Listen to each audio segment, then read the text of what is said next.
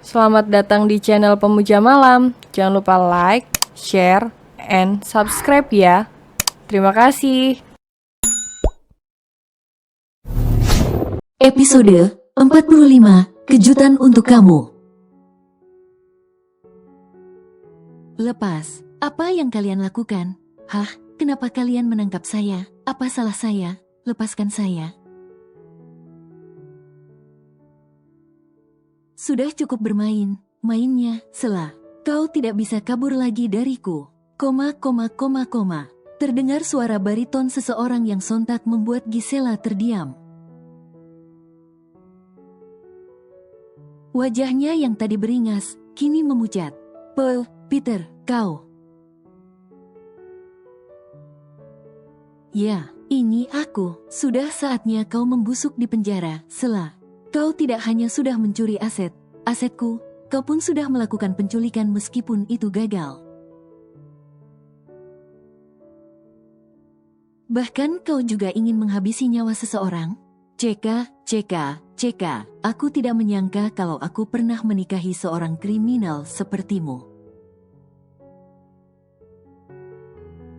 Pria yang tidak lain adalah Peter itu menggelengkan kepalanya tak habis pikir. Sebelumnya ia sedikit merasa bersalah karena menikahi perempuan lain atas permintaan orang tuanya. Tapi melihat kalau mantan istrinya begitu jahat seperti ini, bahkan tega ingin menculik anak yang pernah ia buang bertahun-tahun yang lalu. Sungguh rasa bersalah itu kini menguap seketika.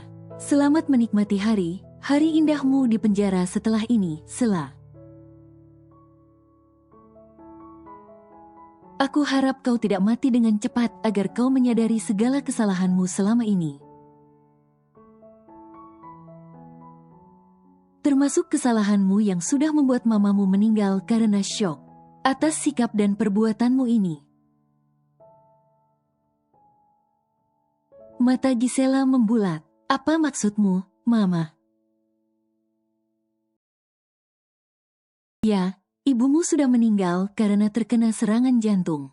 Dan ayahmu berada di rumah sakit jiwa akibat depresi. Kau memang sungguh anak yang berbakti. Sarkas Peter membuat wajah Gisela memucat seketika. Sementara itu, Ayu yang merasa keadaan sudah cukup aman pun ingin segera kembali ke dalam rumah. Namun tiba saja perutnya terasa kram dan sakit mencengkeram. Wajah Ayu memucat, peluh sebesar biji jagung mulai membanjiri pelipisnya. Rasa sakit itu kian terasa, merasa ada sesuatu yang hangat mengalir di bawah sana. Ayu pun mengalihkan pandangannya. Bola matanya seketika berputar saat melihat cairan merah mengalir di bawah sana. Ah, anakku. Madava menangis tergugu di depan ruang UGD. Di sana ada Ayu yang sedang mendapatkan penanganan dari tim medis. Sungguh Madava sangat menyesali kebodohannya yang tidak bisa melindungi istrinya itu. Ayu yang tidak memiliki kesalahan apapun, harus mendapatkan perlakuan yang tidak baik dari mantan kekasihnya. Sungguh, Madava begitu marah pada Gisela. Rasanya, ingin sekali ia mencekik perempuan yang pernah bertahta di hatinya itu. Beberapa saat yang lalu, Madava sedang menghadiri pertemuan penting dengan kliennya. Namun saat melihat panggilan masuk yang berasal dari nomor Bisumi, Madava pun segera mengangkatnya. Tidak biasanya Bisumi menghubunginya. Tiba ia merasakan firasat buruk. Benar saja, Bisumi mengabarkan mengenai kedatangan Gisela yang hendak menculik Raffi. Bisumi menceritakan kejadiannya secara singkat, termasuk Ayu yang dibawa ke rumah sakit oleh seseorang dan petugas polisi. Madava yang panik pun segera menyusul ke rumah sakit yang diinstruksikan polisi pada Bisumi. Dan disinilah Madava kini. Ia tergugu seorang diri. Sementara orang yang mengantarkan Ayu ke rumah sakit, katanya sedang memenuhi panggilan dari pihak kepolisian untuk melanjutkan memberikan keterangan. Rasanya Madava juga ingin pergi ke kantor polisi, tapi ia tidak bisa. Yang menjadi prioritasnya saat ini adalah Ayu, istrinya tercinta. Dava, panggil Bu Sanum yang baru tiba. Ia berjalan terburu dengan nafas memburu. Ma, lirih Madava. Ia segera berdiri dan memeluk sang ibu. Tubuhnya bergetar, air matanya tumpah ruah. Rasa takut dan khawatir memenuhi kalbu. Apalagi setelah mendengar dari Bisumi kalau Ayu mengalami pendarahan karena terjatuh akibat dorongan yang Gisela lakukan. Jelas saja Madava khawatir. Ia takut terjadi sesuatu pada istri dan calon anaknya. Ia tak sanggup dan takkan pernah sanggup bila harus kehilangan cintanya. Apa yang terjadi, Nak? Bagaimana dengan keadaan Ayu? Bu Sanum hanya mendapatkan kabar dari putranya kalau terjadi sesuatu pada Ayu. Dan ia sedang di rumah sakit. Bu Sanum yang khawatir pun segera datang ke rumah sakit. Tanpa tahu apa yang sebenarnya sudah terjadi, Madava melepaskan pelukannya. Lalu ia menjelaskan apa yang terjadi menurut cerita Bisumi. Bu Sanum jelas saja berang. Ia sampai mengepalkan tangan karena emosi. Jadi kau belum tahu bagaimana keadaan Ayu sekarang? Madava menggeleng membuat Bu Sanum menghela nafas berat. Dasar siluman ulat nangka, udah tahu orang gak suka lagi, malah maksa. Bukannya menyesal sudah membuang anaknya, malah masih aja bertingkah. Tapi kok bisa tiba-tiba ada polisi? Apa dia sudah jadi incaran sebelumnya? Artinya dia sebenarnya seorang kriminal dong. Ujar Bu Sanum berprasangka. Madava mengedikkan bahu. Ia tidak tahu. Tapi awas saja kalau terjadi sesuatu yang buruk pada Ayu. Ia bersumpah akan membalasnya jauh lebih menyakitkan dari yang Ayu rasakan. 1 jam sudah berlalu sejak Ayu masuk ke ruang UGD. Saat pintu terbuka, Madava dan Bu Sanum pun segera mendekat. Dok, bagaimana keadaan istri saya? Istri saya tidak apa-apa, kan? Tanya Madava dengan wajah panik. Dokter itu tersenyum. Syukurlah, pendarahan istri Bapak sudah berhasil kami hentikan. Hanya saja, kondisinya masih belum stabil. Ibu harus bed rest total hingga beberapa hari kemudian. Mendengar penuturan sang dokter, Madava pun langsung melakukan sujud syukur. Ia benar bersyukur pada Yang Maha Kuasa. Yang mana sudah memberikan pertolongan pada sang istri. Jadi, kandungannya tidak ada masalah, kan? Untuk kandungannya, memang masih lemah. Tapi Bapak tenang saja, dengan istirahat total dan rutin meminum obat. Kandungan istri Anda akan kembali baik saja. Mendengar kata dokter, Madava dan Bu Sanum tak bisa berhenti untuk bersyukur. Setelah dokter pergi, Ayu pun dipindahkan ke ruang perawatan. Akibat efek obat, Ayu masih tertidur pulas sekarang. Madava duduk di kursi yang ada di samping berangkar. Digenggamnya tangan Ayu. Madava tergugu sambil menciumi punggung tangannya dengan berderai air mata. Sayang, maafkan aku yang lalai menjaga dan melindungimu. Aku berjanji, setelah ini, tidak ada lagi yang bisa menyakitimu. Itu janjiku. Setelah melihat kondisi Ayu, Madava meminta Bu Sanum pulang ke rumahnya untuk melihat keadaan Raffi. Ia benar khawatir kalau Raffi syok dengan apa yang barusan terjadi. Bu Sanum pun menuruti permintaan Madava. Keesokan harinya, kondisi Ayu sudah lebih membaik. Ayu pun sudah sadarkan diri. Madava yang masih khawatir pun seolah enggan beranjak meskipun sedetik. Aku udah nggak apa-apa kok, Mas. Mas pulang dulu aja, mandi. Lagi pula di sini ada Mama. Ayu nggak apa-apa kok. Pagi sekali memang Bu Sanum sudah datang kembali ke rumah sakit dengan mengajak Raffi. Bocah laki itu terus merengek ingin melihat ibunya. Oleh sebab itu, Bu Sanum pun mengajak Raffi ke sana. Madava menggeleng. Enggak, aku nggak mau, aku takut. Tiba pintu ruangan Ayu diketuk dari luar. Ternyata itu petugas kepolisian. Mereka datang untuk menginterogasi Ayu mengenai kejadian yang terjadi siang kemarin.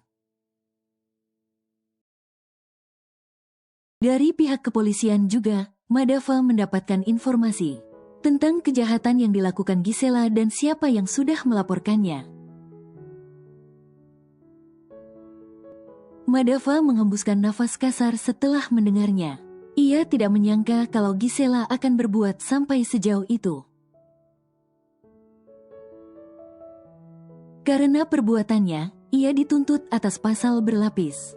Beberapa hari kemudian, Ayu sudah diizinkan pulang ke rumah. Karena khawatir dengan menantunya, Bu Sanum meminta Madava membawa pulang Ayu ke rumahnya. Madava setuju. Perasaannya justru jauh lebih tenang saat Ayu bersama ibunya. Siang harinya, saat jam makan siang. Madava bukannya pergi makan, ia justru datang ke kantor polisi. Ia hendak menemui Gisela di sana. Dav, tolong bebaskan aku. Aku tidak bersalah. Melas Gisela yang tetap tidak mau mengakui kesalahannya. Namun bukannya mendapatkan pertolongan, Madava justru menamparkan kedua pipi Gisela. Sampai petugas terpaksa menjauhkannya dari perempuan itu. Dav, kamu. Apa kau pikir itu cukup untuk segala perbuatanmu pada Ayu dan Raffi? Padahal Raffi putramu sendiri, tapi perbuatanmu benar buruk. Kau memang tak pantas menjadi seorang ibu. Sekarang, membusuklah mau di dalam penjara. Karena hanya itu tempat yang pantas untukmu. Usai mengatakan itu, Madava pun segera berlalu. Gisela menjerit. Bila tadi ia menjerit meminta pertolongan, maka kali ini ia menjerit sambil melontarkan sumpah serapah pada Madava. Tak lama kemudian, ia tertawa terbahak-bahak sendiri. Ia juga mencoba menyerang para petugas. Alhasil, ia kembali dimasukkan ke dalam jeruji besi. Gisela mengamuk. Ia menjerit meminta segera dibebaskan, tapi semua orang menulikan telinga.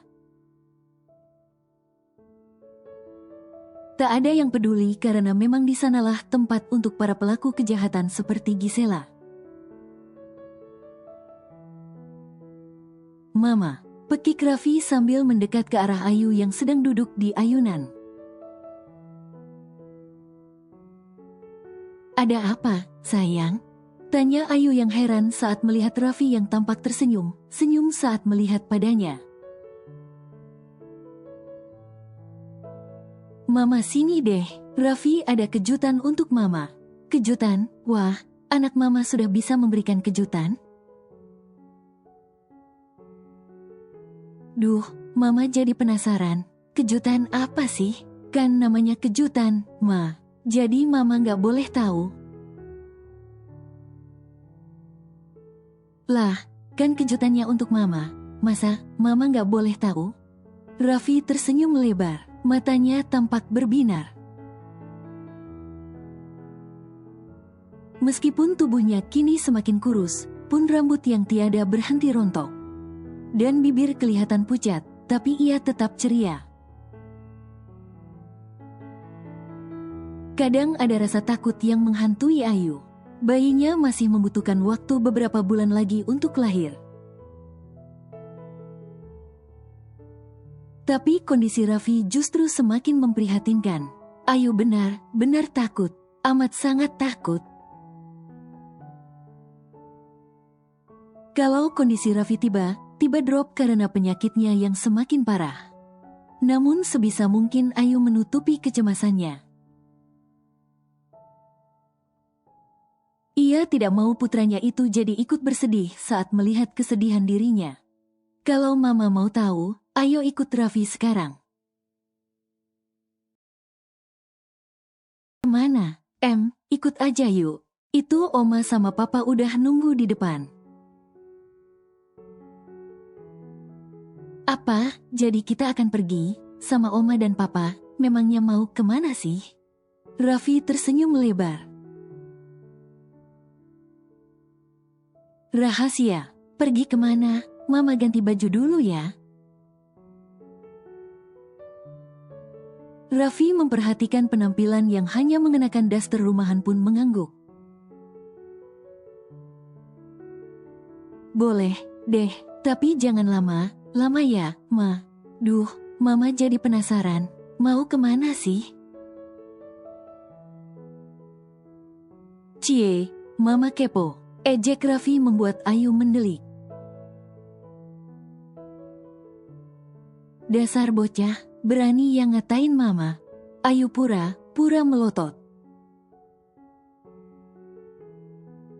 Raffi tertawa lepas. Ia kemudian berlari sambil tertawa, kabur. Beberapa saat kemudian, Ayu sudah berada di mobil yang disetir Madava langsung. Madava duduk di depan bersama dirinya, sedangkan Raffi bersama Bu Sanum duduk di belakang.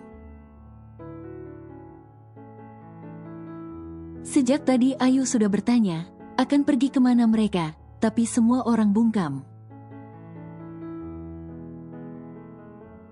Membuat Ayu hanya bisa menghela nafas panjang. Perjalanan ternyata cukup panjang. Meskipun tidak sampai seharian penuh, tapi jadi semakin lama. Karena mereka yang beberapa kali berhenti untuk menjajal kuliner yang mereka temui di sepanjang perjalanan. Saat sudah memasuki daerah tujuan, Ayu tertidur pulas. Jadi ia tidak tahu berada di mana mereka kini, hingga saat matahari mulai tenggelam. Barulah mobil berhenti di depan sebuah rumah yang tidak begitu besar, namun terlihat asri. Sayang, bangun yuk. Madava mengusap pipi Ayu. Ayu menggeliat, lalu mengerjapkan matanya. Kita sudah sampai? Tanya Ayu sambil menguap. Ia menutup mulutnya. Kemudian mengucek kedua mata. Saat matanya sudah membuka lebar, ia melihat keluar jendela. Matanya pun seketika terbelalak. Mas, ini. Ayu sontak menutup mulutnya. Dari luar, Raffi membuka pintu mobil dibantu Bu Sanum. Lalu Madava pun dengan cepat membantu Ayu turun dari dalam mobil. Kedua matanya masih terpaku pada rumah yang ada di depannya. Mas, tolong jelaskan ini maksudnya apa? Ayu benar bingung sekaligus penasaran. Tak lama kemudian, pintu rumah terbuka. Dari dalamnya muncul para tetangganya dahulu. Mereka lantas berseru selamat datang pada Ayu. Ayu masih linglung, ia tampak kebingungan. Kemudian Madava pun menjelaskan kalau ia sudah membeli kembali rumah itu dari Rafa. Beberapa waktu ini memang Madava mencari tahu siapa yang sudah membeli rumah Ayu dahulu. Setelah mengetahui siapa pembelinya, Madava pun menemui orang yang tak lain adalah Rafa itu. Rafa yang sepertinya sudah ikhlas melepas Ayu pun akhirnya bersedia menjual rumah itu pada Madava.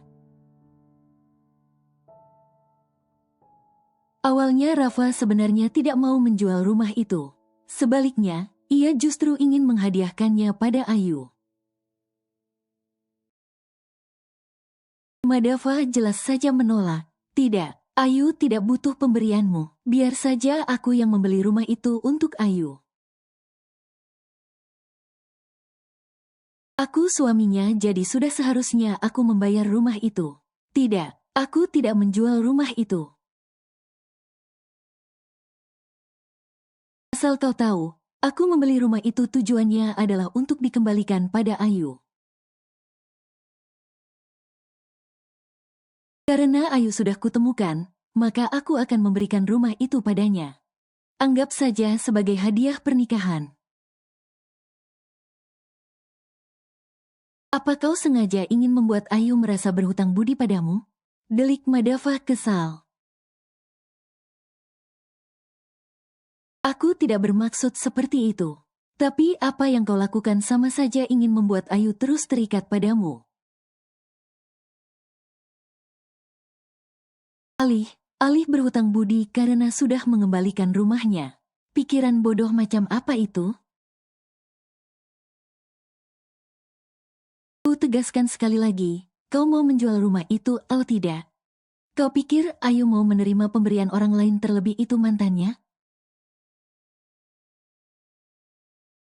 Cibir Madava. Raffi berpikir dan membenarkan kata Madava.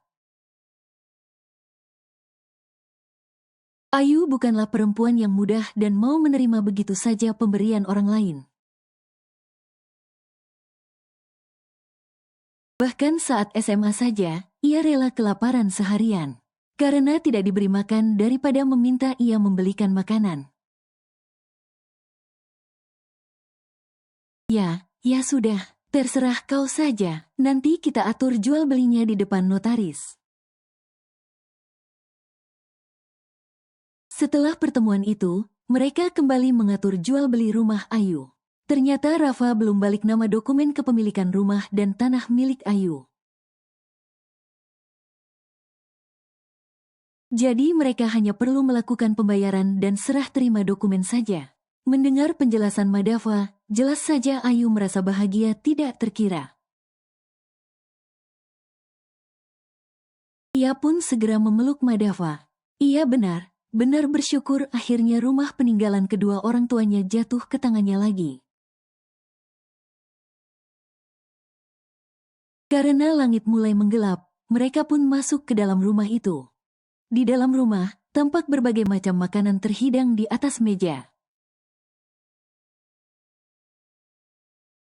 Ayu terbelalak saat melihat keberadaan Irna yang juga ada di sana.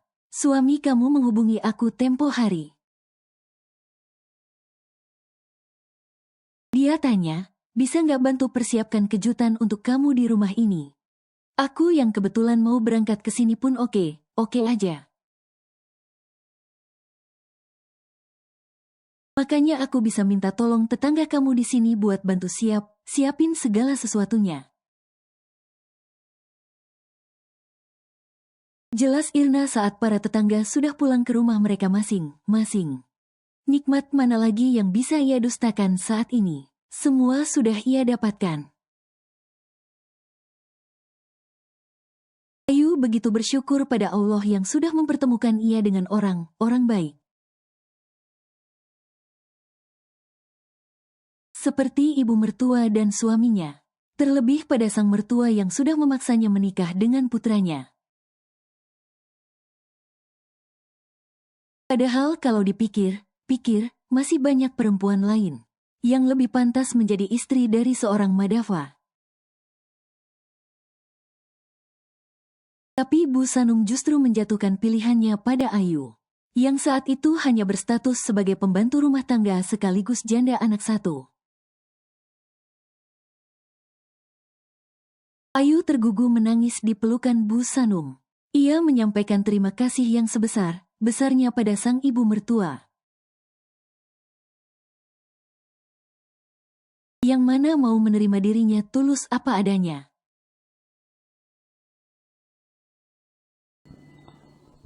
Bersambung.